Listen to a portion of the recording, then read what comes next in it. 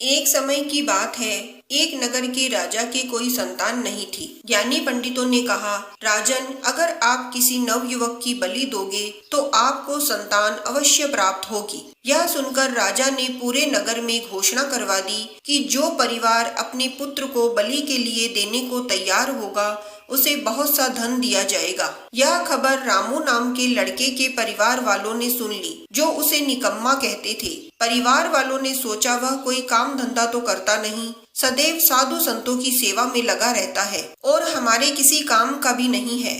इसी को राजा के पास बलि के लिए भेज देते हैं और मिलने वाले धन से आने वाली पीढ़ियों की भी आर्थिक हालत सुधर जाएगी। उसके बाद रामू को राजा के पास बलि के लिए भेज दिया गया। अगले दिन उसकी बलि से पहले उसकी पूजा की गई। राजा ने रामू से उसकी अंतिम इच्छा पूछी तो रामू ने कहा, अंतिम इच्छा में मुझे थोड़ी सी मिट्टी चाहिए। राजा की आज्ञा से रामू को मिट्टी दे दी गई। उसने उस मिट्टी के 4 ढेर लगाए, उसमें से 3 को तोड़ दिया और 1 रहने दिया।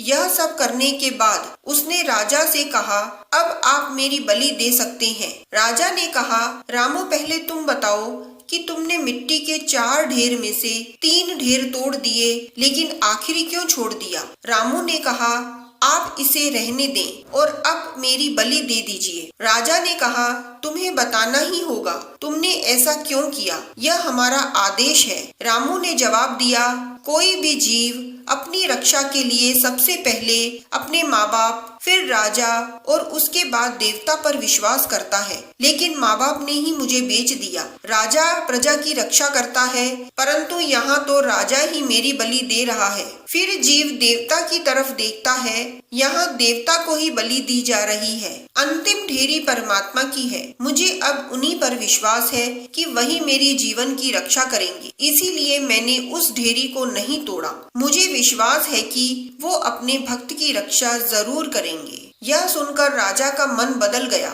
उन्होंने सोचा, यह नौजवान तो बहुत ही बुद्धिमान है। राजा ने बलि का विचार त्याग दिया और उस लड़के रामू को ही अपना पुत्र बना लिया और उसे अपना उत्तराधिकारी घोषित कर दिया। राजा ने कहा, इसके जैसा बुद्धिमान उत्तराधिकारी और पुत्र तो मुझे मिल ही नहीं सकता था। इस तरह रामू को ईश्वर के प्रति अटूट विश्वास का फल प्राप्त हुआ।